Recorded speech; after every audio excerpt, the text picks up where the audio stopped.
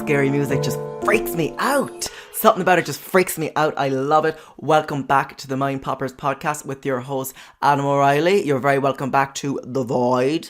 I'm doing just fine. Obviously, we got news that this whole lockdown situation because of the coronavirus is going to continue in Ireland for another couple of weeks, and more than likely another couple of weeks after that. I mean, it looks like we're not going to be back clubbing and pubbing until Christmas. And that's still being optimistic. Like, it could be 2021 before you get to sit out in a beer garden, you know? Which is a mind popper in itself, which is absolutely terrifying. But what I will say is some of the more positive sides of this whole lockdown thing for me. I mean, first of all, obviously, it's kind of given a time. Everyone's stuck at home. It's given everyone an opportunity for introspection, you know, spend some time with themselves, which is always good. But more importantly than that, it gives you like this social free pass, which I have just found amazing. You know, the way, like, when you're out in the club or whatever, and you're out in the smoking area and you're pissed, and you know, you see someone that you kind of know, and the two of you end up talking, you're sitting down together and you're both pissed, and like, you're not super close with this person or anything, you know, you don't fuck with them that much, you know, they're not like in your inner circle, but you get to talking anyway, and then that person, or sometimes you, I mean, I've often done it myself, will be like, oh, we have to meet up for lunch tomorrow. You know, that kind of whole thing where you really, God, like sober would have never have any intention of sitting across a table from this bitch. But, you know, with a bit of drinking, yeah, and you're a social butterfly, you're like, yeah, 100%, let's do it. And I'd be like, no, I swear, I'm not just saying it, I'll text you tomorrow. We're going for lunch. End of story. The two of us, we're going for lunch. And then, of course, you wake up the next morning and you're like, I am in my fuck meeting this bitch for lunch. Absolutely not. I don't know who said that last night. That wasn't me. That was Patricia. We ain't meeting, you know. But now with this whole coronavirus thing, this lockdown thing, it takes away all this awkwardness. Like, if I don't want to meet up with you, it's perfect because I don't even need an excuse because no one can meet up with anyone. And that kind of like free pass on the social obligations is just amazing to me. And the same way with family, like not having to go to any family functions or like feeling bad for not visiting like grandparents or whatever. I don't feel bad because I can't, you know. It's amazing, it's liberating. It's the one true blessing that the whole coronavirus pandemic has brought us, is that freedom. Now, the one thing that I'm freaking out about, because I saw in the announcement in the last couple of days that, you know, the whole plan for how we're going to open up the country again and whatever. And it was like looking to like almost Christmas until they are hoping to have the pubs and clubs opened. And I imagine that is very optimistic to imagine all of us back clubbing by Christmas. Like, it could be 2021 before we're all sitting in a beer garden. And that freaks me out for sure. But the most troubling thing is the fact that I'm not going to be able to get away this summer on holidays. Because like when the coronavirus was like January, February, March, I was like, okay, whatever. I was like, look, I'm not going to be doing anything anyway. I already got away to Amsterdam in January, so I'm okay. But then when it was like the 1st of May, and this whole coronavirus thing is still going on the 1st of May, the start of summer, that didn't sit right with me. That didn't sit right with me at all. Like, not fucking summer, like whatever, who gives a shit about January, February, March. And then April, I was kind of like, okay, time to wrap it up. And then May, I'm just not happy about it. But the thought of not being able to get away, I mean, like, the one thing that we have in the summer is being able to book a holiday, and that just makes the unbearable, mundane, torturous, empty existence that we call life bearable, you know. Because like, as soon as you book a holiday, you like, second thing you do is download like the app to like count how many days till you're going on holiday, you know. It's like, oh my god, I can't believe 452 days of my holiday. And I was that person, you know, just something to look forward to, something to work towards, a reason to lose weight, you know. And I feel like that's just been taken away from us. And like, me and my friends, we were planning on going, you know, we're planning on spending some time in Europe this summer. But that's just that is the classy way of saying we were going to spend a week in the Costa del Sol. But it just sounds classic. Europe. Spending some time in Europe. But I just don't know if that's going to be able to happen. And now I'm like looking back on all the holidays that I took for granted. Like I think it was like last summer, obviously I spent some time in Miami. And the summer before that, I spent some time in Europe, in Belmedina to be precise. Me and my friends went over and we rented a beautiful villa. And we had our own pool. It was just everything. It was like a little, just like for 7 days, I got to live the life I deserved. Just like sitting by the pool, smoking, like reading a magazine, and then like getting too hot and going for a dip in the pool. And then like later on in the evening, I'd have a bottle of champagne, and I'd have a bottle of champagne. I'd be resting, on the edge of the pool side, if you will. And I'd go in swimming, and after a few tokes and a few drinks, it was skinny dipping, and I'd just be like balls out, and it was beautiful. Just being submerged in this hot Spanish weather, sun blaring down. And then the lads would be like, "Oh my God, you look like, the baby on the cover of the Nirvana album who has his little wiener hanging out." And how we'd laugh, ha ha ha, how we would laugh at my little wiener in the pool. It was just amazing. And to be honest, I'm scared that I'm not going to see that this summer. So I don't know about that. Now, in terms of what we have coming up on this episode, there's been a lot of things that's actually happened this week.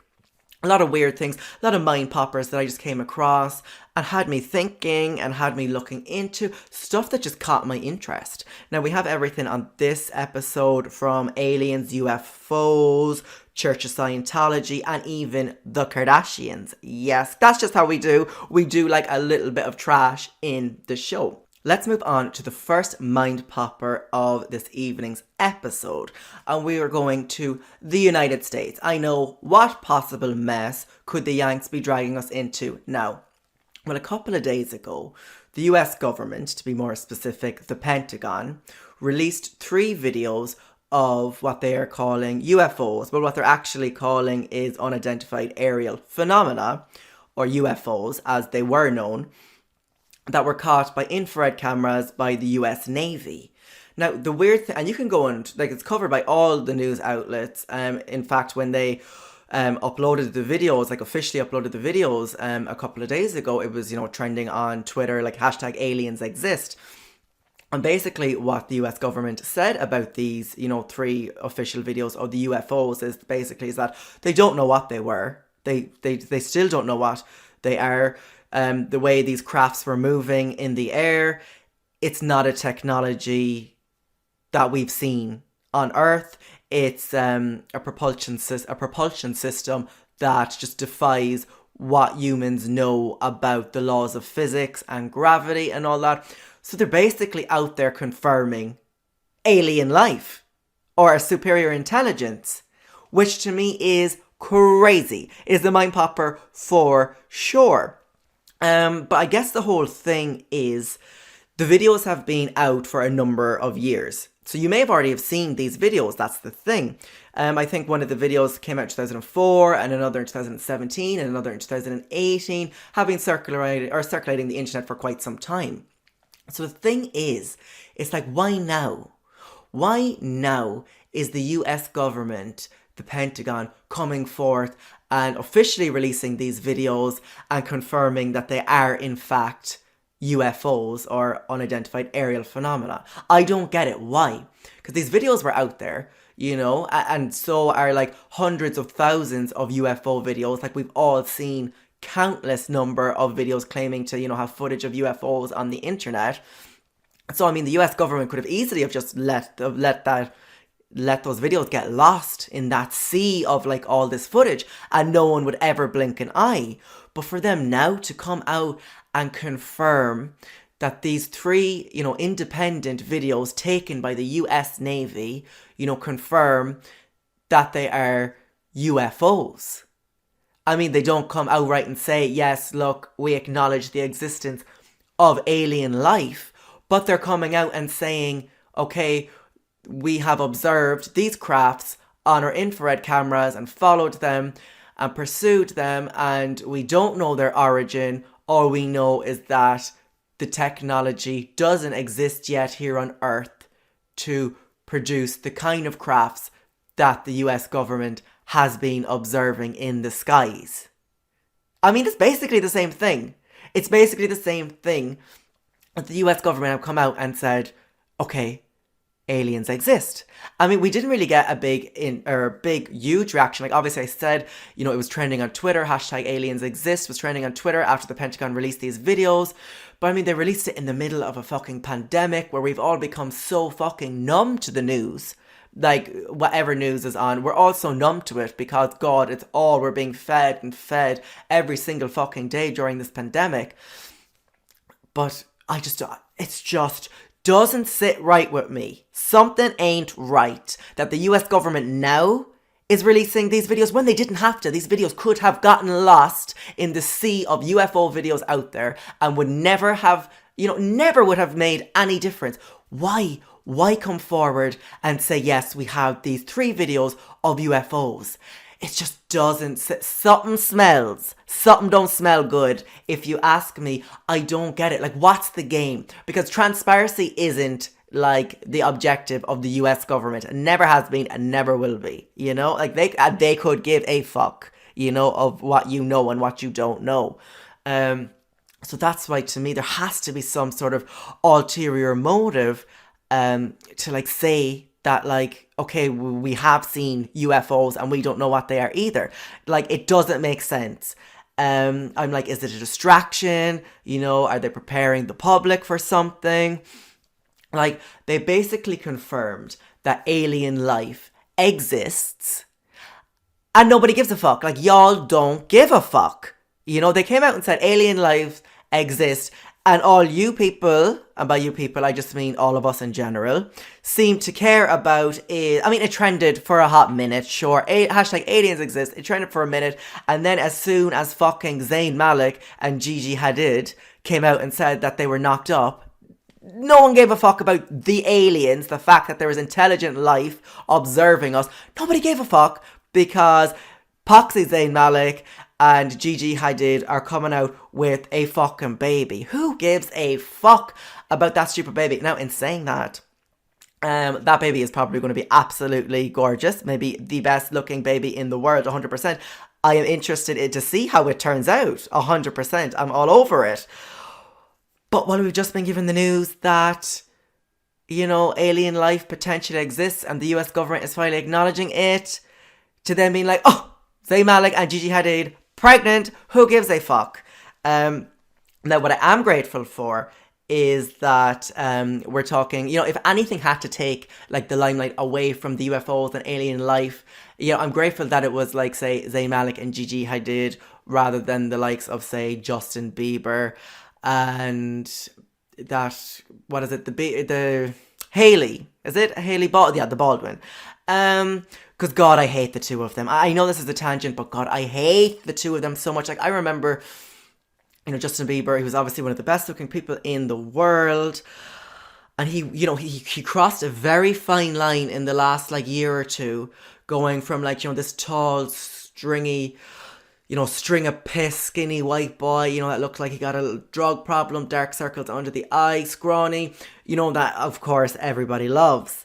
And he crossed that very fine line into kind of like scraggly, Bible Belt, redneck America kind of Justin Bieber that he is now, which is just not hot at all.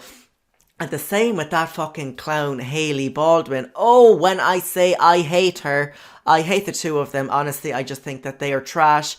But look, this isn't about that. Let's get back to the mind popper at hand. And that's not how how the Biebers are garbage, but it is alien life, extraterrestrial life. And for me, it's just something like the thought of extraterrestrial life, aliens. It's just something that's always fascinated me ever since I was a child. Not only has it fascinated me, it has haunted me. It's haunted me. Like, I have to say that, like, if I had like a number of irrational fears, one of them being spiders. I hate spiders, tarantulas, I can't. But aliens have always freaked me out more than anything else in this world. Like, I remember watching, like, when you were younger and you'd be watching, like, say, like the Paranormal Activity movies or whatever, and like, yes, there was a few good jump scares, But they never terrified me truly as much as the horror movies involving aliens and invasion and extraterrestrial life. Nothing like that has ever scared me so much. And I tell you why, like the thing about like the paranormal movies and whatever, the ghosts, like don't get me wrong. If I had a ghost in my house, like some sort of demonic presence, of course I'd be absolutely shitting it and I would bolt out that door and never look back, 100%. But like when you compare that for me to like aliens have always just been so much more terrifying to me. Like the thought of just like lying in bed at night and then suddenly a beam of light is like lifting my fat ass. They're going to need a second light, but like lifting my fat ass off the bed, you know, and like sucking me up through the fucking ceiling or whatever to take me away. Or just like even the image, seeing one of them in your bedroom, like these tall, stringy, like skinny aliens with the big grey heads and like the big black almond eyes. Oh, it freaks me out like nothing else. And I don't know why, but aliens have always freaked me out. And I mean, like, I really kind of put into perspective like my fear of like ghosts or demons or whatever, because I'm like, when I think of like, oh my god, like if there is an alien and it wants to take you, it's going to take you and there's just really nothing you can do about it. But like, okay, like if I'm in like, oh, my house is haunted and I have a ghost, you know, like, woohoo, you opened the door. Well, good for you. Good for you. Thank you very much. I was going to the kitchen anyway, do you know? Or like, woohoo, the lights start flickering. Thank you very much. Thank you very much. The lecky bill has been too high this week anyway, you know? So I feel like I could deal with a ghost. But this whole, like, the unknowing of the alien thing, oh, it gives me anxiety. It really does give me anxiety. And you know what? The thing that has always surprised me is when people say, like, oh, when people kind of like actually put the two in the same bracket, like aliens and ghosts or whatever. And like when people, when I meet someone for the first time, or if I'm talking to someone on Tinder or whatever for the first time, one of the opening questions I'll always say is like, do you believe in aliens? I want to get a judge on how open someone's mind is, and that's always a leading question for me. Because I 100% believe in aliens, believe in extraterrestrial life, 1,000,000%. And when someone comes back to me and they're like, no, obviously not, hardly, I don't believe in that bullshit, I honestly just think that they are a lesser person. They are just operating, they are a fool, a damn fool. They are operating on just a lower vibration, you know? I just don't know how people's minds can be so closed. And just to give you some insight into that, if you're one of those people, right? So scientists predict that there is more habitable planets out in the universe than there are grains of sand on Earth, on all the beaches on Earth.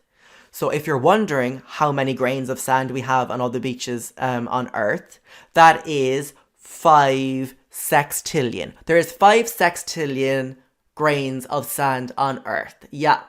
I know what you're going to say. What's a sextillion? What is a sextillion? It's not a million, it's not a billion, it's not a trillion. It is a sextillion, right? So 5 sextillion grains of sand. That is 5 with 21 zeros after it. 5 with 21 zeros after it. So scientists say that for every grain of sand we have on Earth, there is a planet capable of allowing life to develop on it out there in the universe, right? That is 5 sextillion planets out there in the universe capable of supporting life as we know it and life as we don't know it. And people will still turn around and think that Earth is that one in 5 sextillion, the one planet that can support life. And to me, I'm like, you're a dum-dum, you know? You are a dum-dum. I'm like, how could you be so small-minded to think that you are the only planet out there in the universe with intelligent life? I am not even convinced there is intelligent life on this planet. So that really does frustrate me. But 100%. And I mean, like, for me, this news of the whole, like, the US Pentagon releasing the footage and confirming that, yes, we have seen UFOs or whatever, it's big for me. It was a big moment for me. And obviously, like I said, I don't believe they're doing it for the right reasons. I believe there's 100% an ulterior motive behind this exposure or whatever. But it's like the biggest thing that's happened for me in terms of aliens and what have you since obviously the whole Roswell incident. Now, if you probably heard what the Roswell incident is, if not, I'll give you just a little brief talking to about it. You remember Roswell? It's in, I think, New Mexico. It was in 1947 in July when a flying saucer, okay, a UFO, crashed into the desert.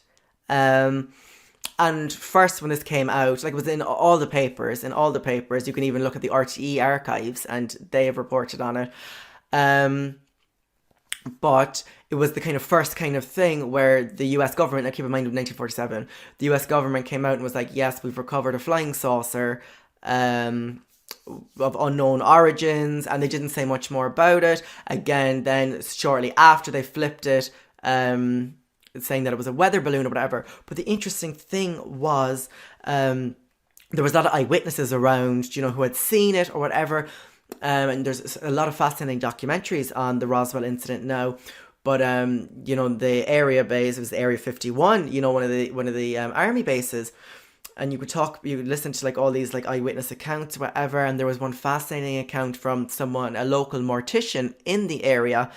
And after the crash, the base, Area 51, had contacted the mortician in regards to the flying saucer that had just crash landed, and he was looking for, the area base, Area 51, was looking for a number of small child-sized coffins. And the mortician was like, why do you want the child-sized coffins? And they were like, it doesn't matter. He was like, how many are you going to need? And they were like, it doesn't matter. Can you do it? Or whatever, how many can you get us?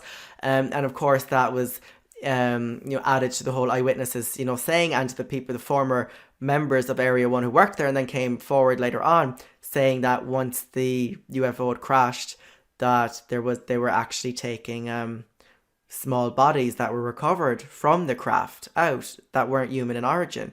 Small alien bodies that had obviously passed away in the crash and then were taken. So there's so much to fall down that rabbit hole. The whole alien thing, God, it freaks me out. But keep your mind open when it comes to the alien thing, because sooner or later, I imagine, and certainly within our lifetimes, this is going to be blown wide open, this whole alien thing, because there's certainly a lot more going on and than we realize and that we care to understand. Well, I'm sorry, it's just that whole alien thing really gets to me. It really freaks me out. Like, the thought of getting like abducted and probed. I mean, like, is it true that like aliens, do they do butt stuff? We'll find out. But in speaking of butt stuff, right, my next mind popper, and it's not even like a mind-blowing like thing, it's just something that I have realised in my own thinking. In relation to butt stuff, let's talk about the Kardashians. Now, what are the Kardashians doing to still keeping us like engaged with them for this long?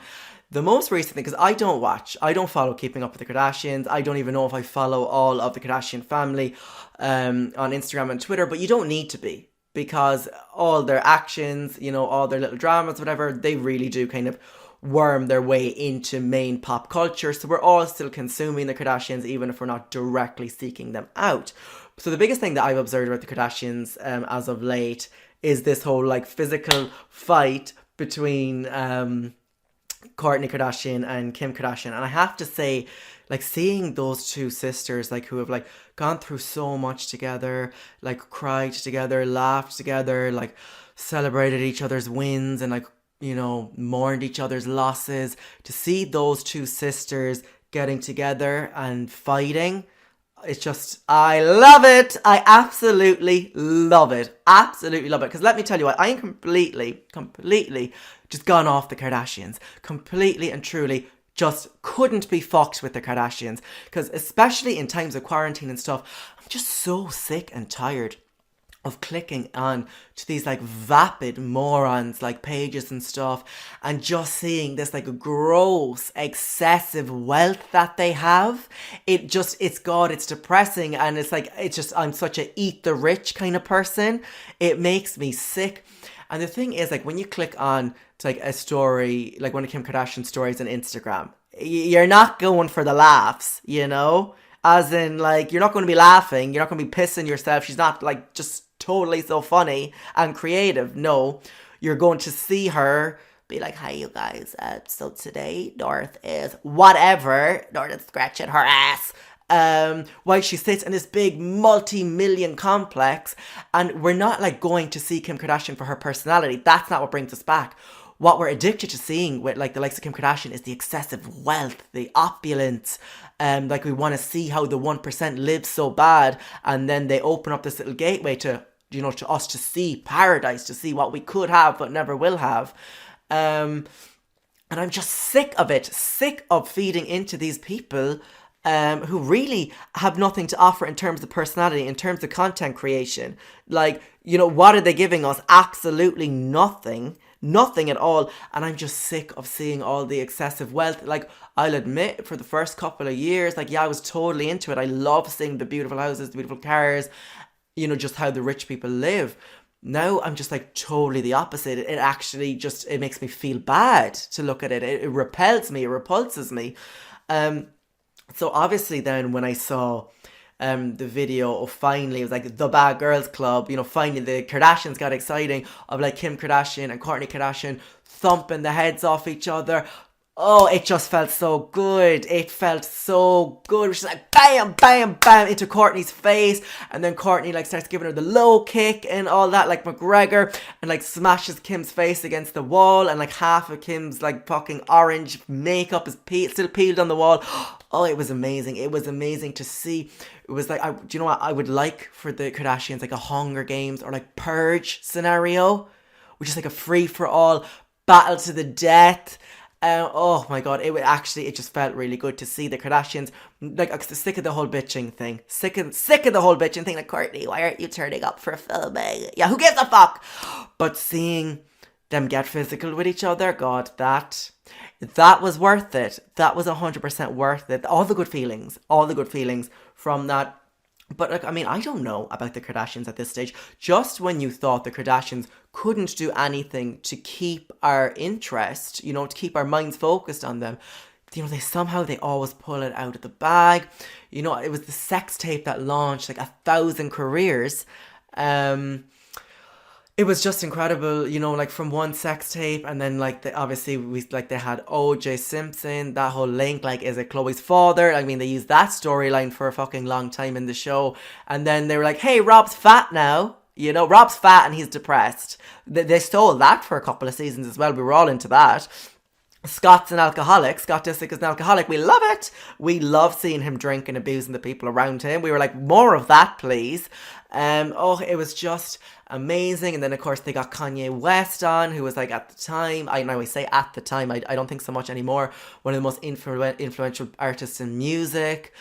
So they were really pulling out all the shows and stops. Like, it was just amazing, all the tricks. And then, oh my god, the chef's kiss, creme de la crop.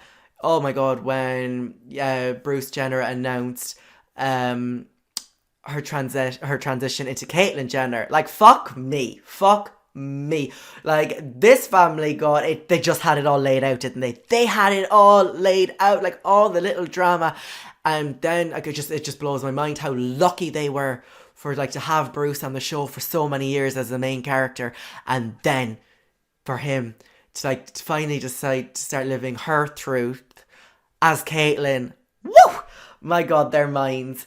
Kris Jenner's minds. Oh my god, it's true what they say, that the devil works hard, but Kris Jenner works so much harder. She does. She deserves that 10% and more. And that is just the mind-blowing thing to me.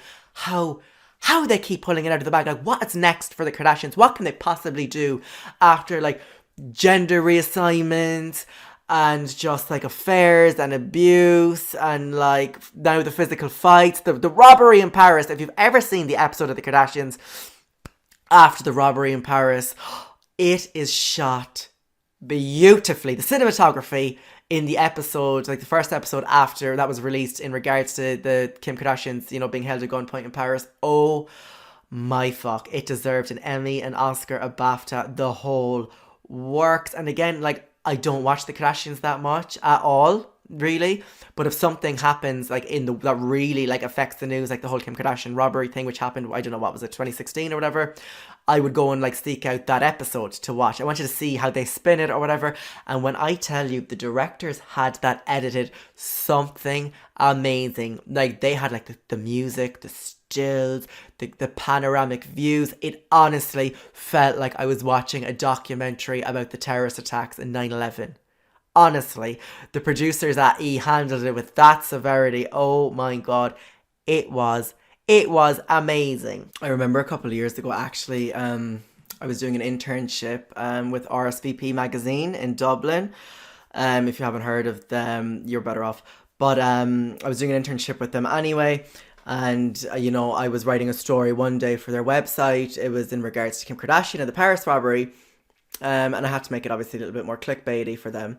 So it was kind of, it was people who were dressing up as Kim Kardashian being robbed for Halloween, and then the outrage that went out about it.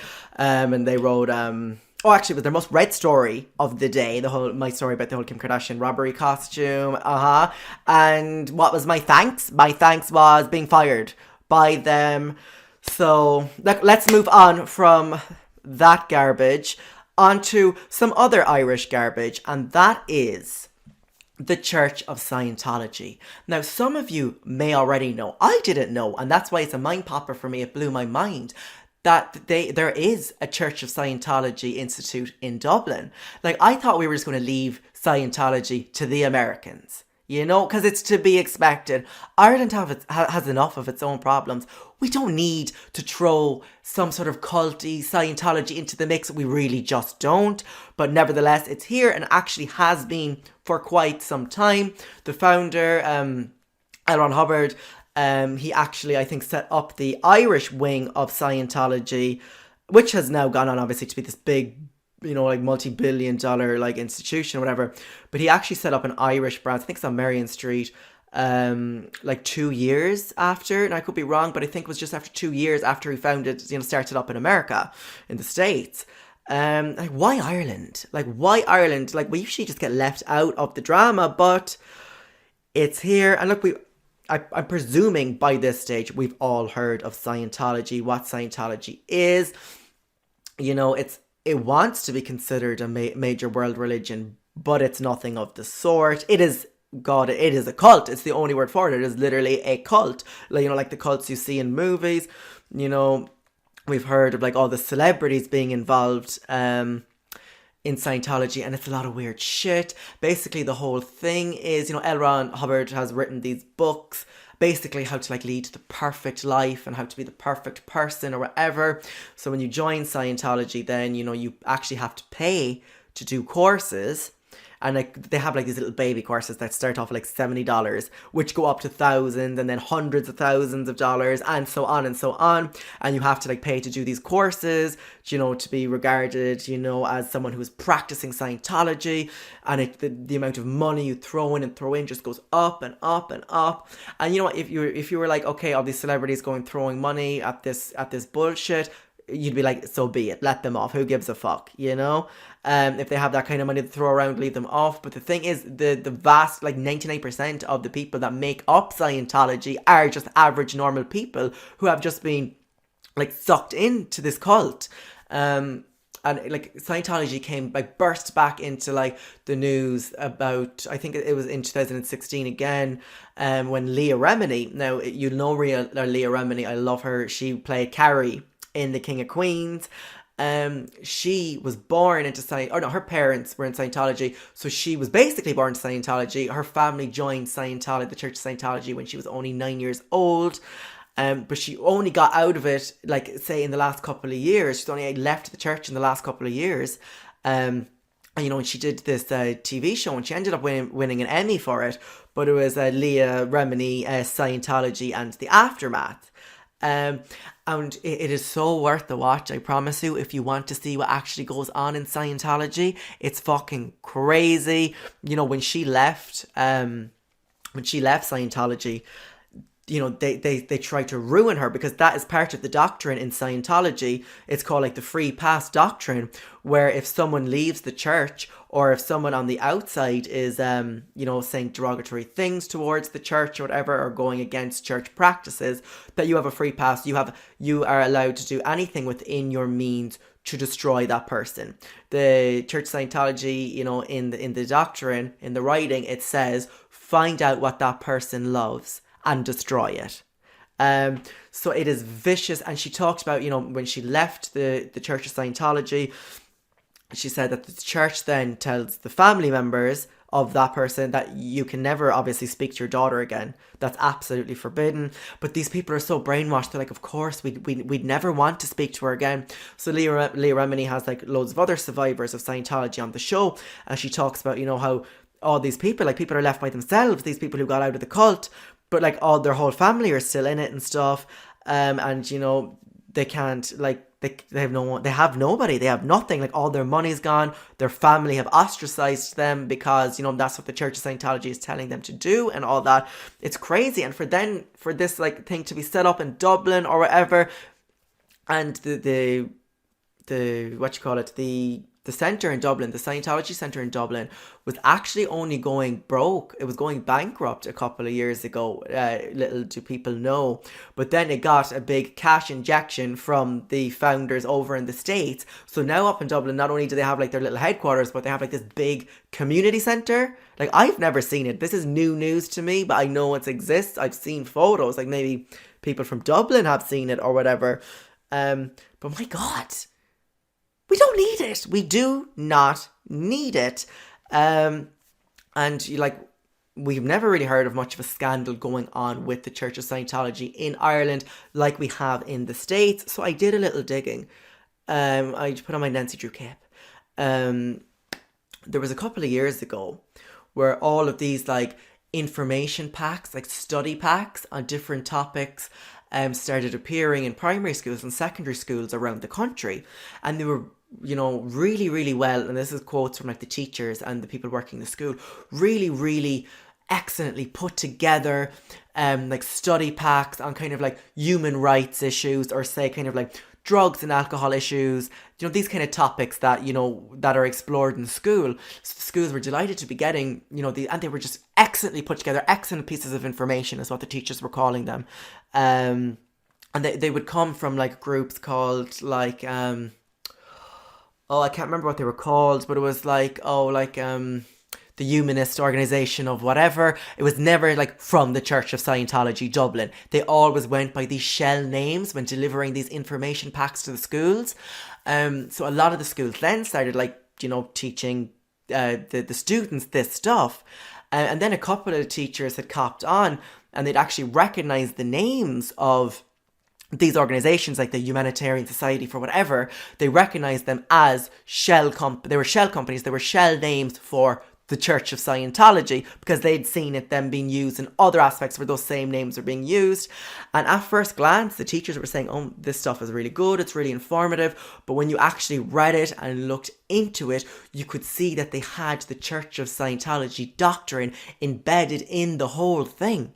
So, I mean, like, the Church of Scientology in Ireland have been so quiet. They've kept to themselves so much. They have never stirred a fuss.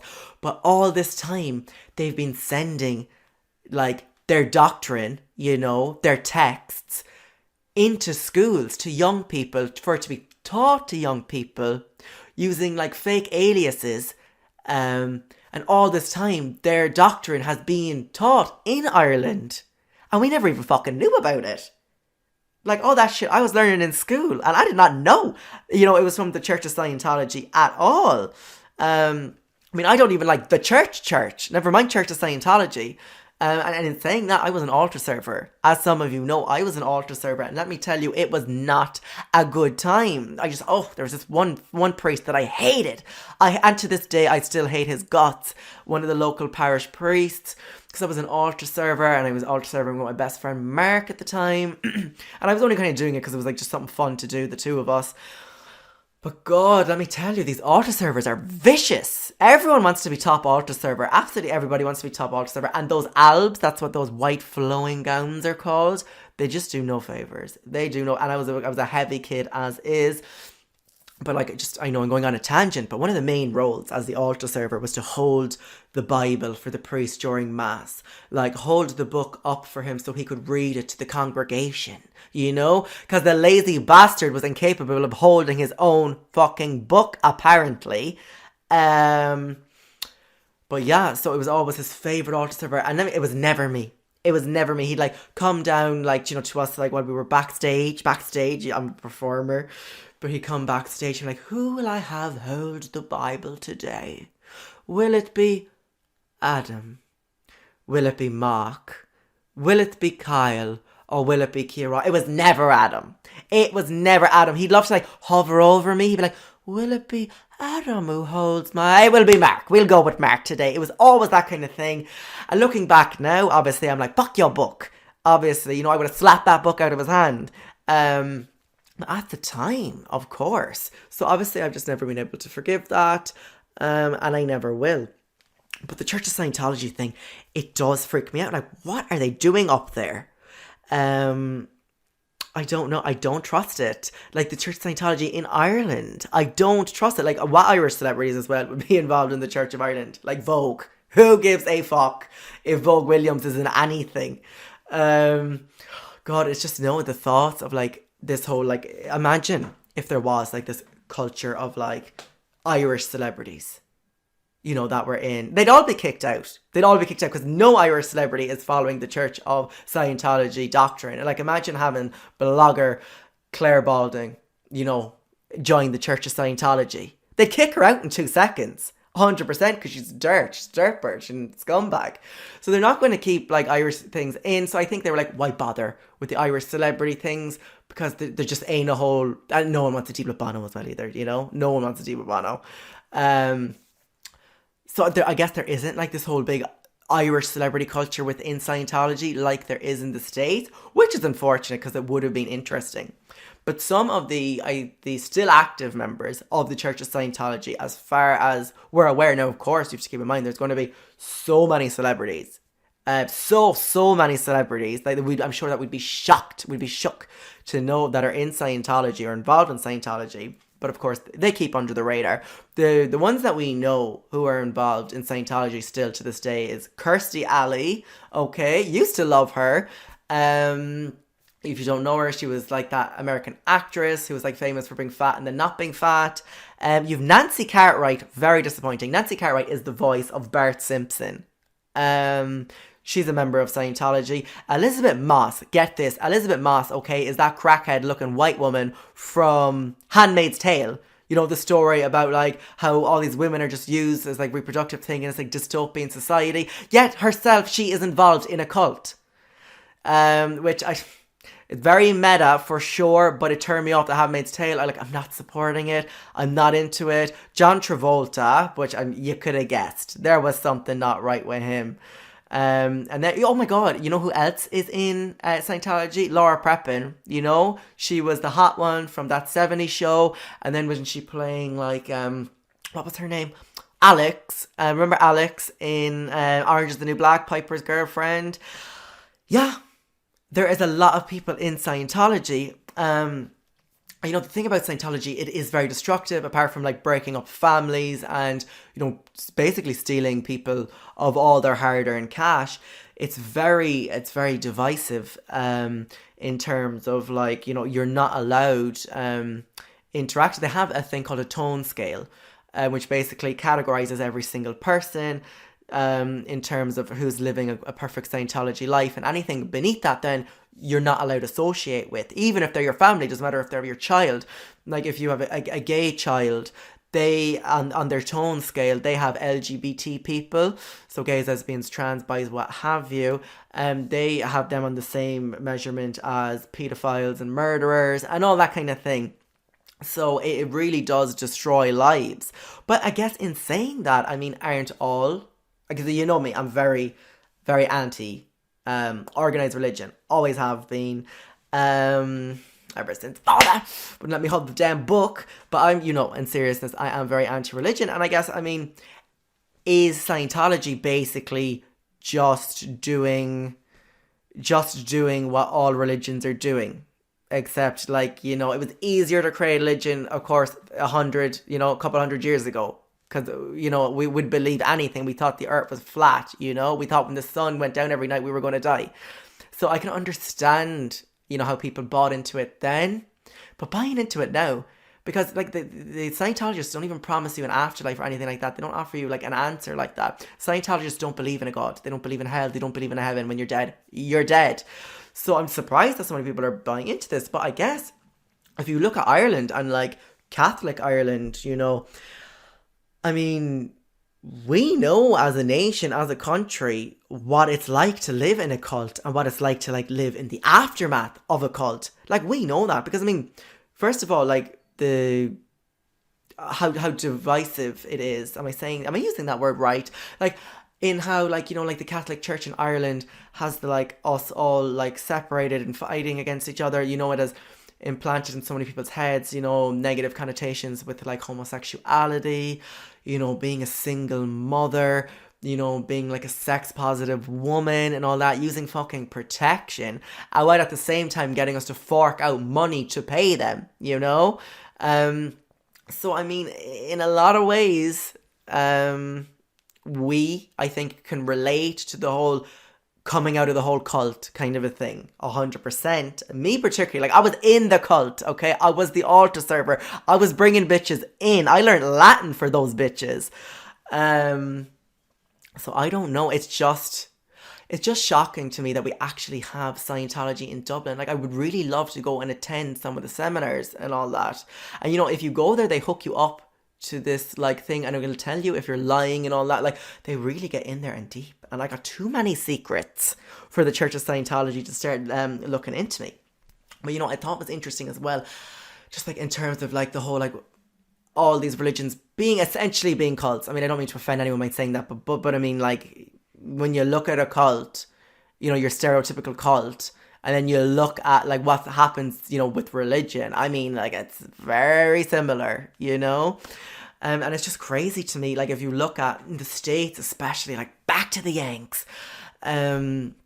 just the money that they have, the sheer money. I remember seeing with this whole coronavirus thing going on, some televangelist in the States, which is, one of these preachers that are on the TV networks, giving their sermons or whatever. I remember I've seen videos of him online of him talking about the coronavirus, and he was he was I blow on you, coronavirus, and you are gone. I blow on you and you are healed. Everybody watching at home, paying your subscription, you're healed. And all that. I'm damn, not only do people buy into this, okay? Because this guy's name is Kenneth Copeland, right? He's an American televangelist. His net worth, okay, is estimated between 300 million and 750 million. This preacher, this Christian preacher, right? What kind of preacher, what kind of holy man has a net worth of $750 million? If you're not seeing that this person, if these people are scam artists, it just blows my mind. Not only that, first of all, he wasn't paying taxes on his property or anything because he had it down as, oh no, it was used for holy shit or whatever. He had the private, this man has had so many scandals, he's putting the money into his private jets, private jets. This a priest has a private jet, okay? He had built a fucking airport for himself. And he's had so many scandals. He fundraises millions and millions for that crisis in Haiti a couple of years ago, and never bothered going over. He never bothered. He was no, the money, God is telling me the money needs to be used elsewhere, kind of a gig. And so this man, basically is pure evil. He's preaching to the sheeple and they're just forking out money. And even he's on video saying the last couple of weeks that he understands that people are out of money and they can't afford barely to eat their food or whatever because everyone's out of work from coronavirus. Everywhere's closed down or whatever. And he's saying, but it's important to keep paying the money, the teats is what he calls them. you know, to him and to the organization. He's like, you gotta keep paying because you will be paid back, you know, 1,000 times fold by God and this kind of thing. Like, God, he is just a leech. But interesting enough, this same preacher, you know, who got the net worth of 750 million, like he's almost a billionaire from preaching the word of God. He sat on like an evangelical executive advisory board, you know, for President Trump, that President Trump assembled when he was running for president in the United States back in, like, what was it, 2016 or whatever. And then he like the evangelist, that same guy, went on to his big TV networks and was like, if you don't vote for when Donald Trump was going against Hillary, he's like, if you don't vote for Donald Trump, you're a murderer. You're a murderer. You know, basically because, like, Hillary had, you know, she was more open with laws on abortion, you know, and like Planned Parenthood and all that. So it was just like, it was crazy. Like, all these people having like this big money. Like, you can't be a holy man. You can't have any relation to the divine and have that much wealth. Like, the same way with like the Vatican and the Catholic Church. You can't really preach compassion, kindness, and whatever with your vow of charity, my whole, like my hoop, vow of charity, my hoop, when you're billionaires, you know, that just doesn't make sense. So I mean, I understand the comfort that people find in religion, like it gives them some sort of like comfort feeling, or like the fear of the unknown. I can understand why people buy into it, I do, but seriously, like, not enough people question it. And it's just this gross wealth, which leads me on to my final and last mind popper of the episode. And this was, and I actually found this mind popper from looking at the televangelist and the Church of Scientology and just all the wealth that these like world religions had. It led me on to like asking a question. And the question was, what is the cost of ending hunger worldwide? You know, is there a price, you know, that we could come up with that would eradicate world hunger? And there was.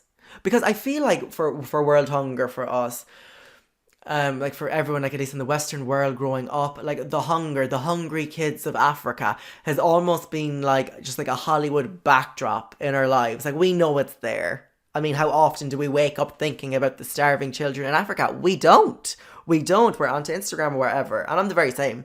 So it's kind of come like a backdrop or whatever. And it's something like we've known about it since we were children. You know, they're having a bake sale in school. For Africa, like as if I'm paying 50 cent for fucking someone's mother, like for that heifer to bring in Rice Krispie cakes and charge me 50 cent. Absolutely not happening. But apart from that, like we've known it. I mean, even with the Chokra boxes, the ads on television. I mean, and I'll admit, I dipped into the Chokra box a few times growing up, and not even like when I say growing up, it makes it sound like it was like 11. I mean, like when I was like 22. I dip into the Chokra box 100%. And I remember like one day I took like a substantial amount of money. I remember like one of my family was over, like it was probably a grandparent or something, and they put in like a note, like a €5 note into our Chokra box. I mean, come on, €5 in the Chokra box. So obviously I dipped my little fingers in, and I wouldn't even put my finger in through the hole because my parents would see, you know, you could see the little slit. They could see that it was messed up, and they'd be like, someone has been in the Chokra box. So what I used to do is I used to fist it. I used to go from underneath the Chokra carton, and I'd like wiggle my little paws in that way. And then obviously I took the money, and I still remember clear as day the face of that little girl on the Chokra box. And I was like, am I actually going to steal from little Muafat? Now I could be mispronouncing that name, but I was just looking into that girl's eyes on the box. I was like, am I going to steal from little Muafat? Yeah, damn right I am. And I did. And like, do I regret it? Sure, I regret it. But I had no money. I was a kid. But the thing is, looking at a bigger perspective, like something I've never asked before, world hunger. Is there a price tag with it? Can we cure it? Can we get rid of it? Is it in the realm of possibility? And the answer is yes. So I'm reading up on a couple of articles on it, you know, doing a bit of research, doing my due diligence. And And it could cost anywhere between, like, this is obviously what scientists, or whatever you want to call these people, scientists is a broad term, but just these people, what is the price range? And they say really that it could cost anywhere between 7 billion to 265 billion annually until these countries get to a place, where they could kind of like provide for themselves, where they wouldn't be needing aid, kind of basically. And to me, I was like, so damn, there is a price, there is money that could completely eradicate world hunger. And I mean, yes, 265 billion, it is an absolutely massive amount of money. But like when you look at all these big corporations, these big multinationals, these big countries like the US or whatever that have this big money, and like the 1% in the world, like the 1% could get together and eradicate world hunger. Like, so it's not like a case of like we wake up like screaming every morning, like, oh my God, there's people dying in Africa. Like, what can we do? What can we do? No, like, it can be done. It's just people aren't really that fucked about it. People, they're like, maybe tomorrow, maybe next week. Let's do another bake sale. Like, people just don't really give a fuck. Because I mean, it's there. It is absolutely possible to end world hunger. 100%. Instead of like doing all these like different charities and fundraising events, we're basically just like pissing onto an inferno, making no difference whatsoever. But it can be done, and the money exists in this world to do it. But the thing is, people don't wanna. They just don't want to, and which is mad to me. And look, I know it's not as easy as just being like, okay, write a check, write Africa a check, and then for like in the details, write food. I know it's not that easy. I know you can't just write a check and stuff. It would be a very, very, very complicated project, because like all the things that like what contribute to like the starving people, it's climate, it's war, it's geopolitics, like and weather and all this, it is vast, and it would be an incredibly hard thing to do, but it's doable. And we have the money to do it, but people are like, nah, not really interested, Which to me is fucked up as a human race. When do we become so numb? When do we just stop giving a fuck? And look, I know I'm preaching right now, but look, it's not like I'm out there walking kids in fucking nature either, It's just an observation. So don't come for me on that. It blew my mind. And in the same way, sorry to end on a bummer, but in the same way, I was looking at Ireland and I was like, God, how much money would it cost for us to end homelessness in Ireland? On a much smaller country. So I think the latest figures that they had for like homeless in Ireland, there was something like 10,000 people on the streets, between men, women and kids, about 10,000 people, which of course sounds a lot more manageable than when you like try target something or like try take on something like world hunger that obviously has millions of people. So I wasn't really sure in terms of money. I know that the government has thrown hundreds of millions at the homeless crisis. And I don't know exactly what they're doing. But when you look at it and saying that there's about 10,000 homeless people in Ireland at the moment. And then I Googled.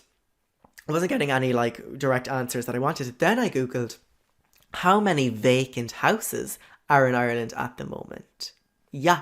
Here comes the mind popper, right? So if they say there's 10,000 homeless people, currently in Ireland at the moment, well, there is, from a 2016 consensus, there is 245,460 vacant homes currently in this country. And we got 10,000 homeless people. So it's like, again, it's kind of like, oh, yes, we have a solution to this problem, or at least to make a massive dent in this problem, but, we're very busy. We're very busy. So again, it's just weird to me, when did the world become so fucked up? These mind poppers this week, they got me fucked up. To be quite honest, they got me fucked up. My blood pressure is very high at the moment. But we did a lot. We visited a lot. It's been a lot. It's been very overwhelming. We did the fact that the US government has probably told us that there is real alien life out there, to fucking Scientology in Dublin and in our schools, to fucking world hunger. We're scholars here. We are scholars here. And I will be back next Saturday with a whole fresh array of mind poppers for you. If you want to support this podcast in the meantime, you can scream directly into the void. Stay woke.